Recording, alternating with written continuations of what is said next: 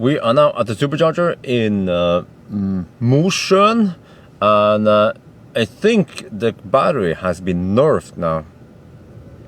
For you guys who don't know, I received a new battery pack at 116,000 kilometers. Yes, so this battery has done about 40,000 kilometers, but I have pulled a trailer most of the time, so you know that's equivalent to about 60,000 kilometers. And then I have about 75, let's say 70 to 75% supercharging, and then the rest is slow charging at home because I drive so much on the trips.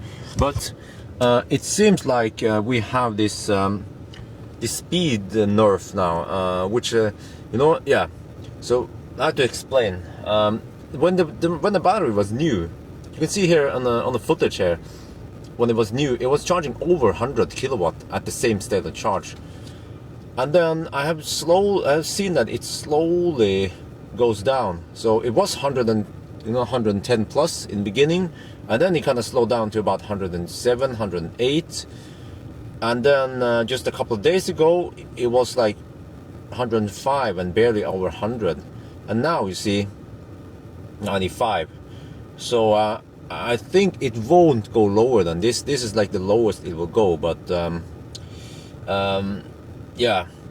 So why does this happen? Well, because the BMS, the battery management system, will try to protect the battery by, you know, monitoring how much you supercharge, how much you fast charge. I'm not sure how it counts it. Like, does it count the number of kilowatt hours charged on supercharger? Does it count how many times you charge? We don't know for sure, but it seems like my battery is restricted now. So this is another reason why you shouldn't supercharge locally. If you live near a supercharger and you have the possibility to charge at home, then you should charge at home if you can.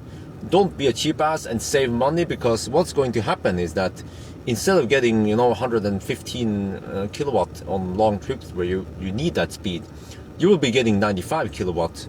So you in a long charging session, you will lose 5 to 10 minutes.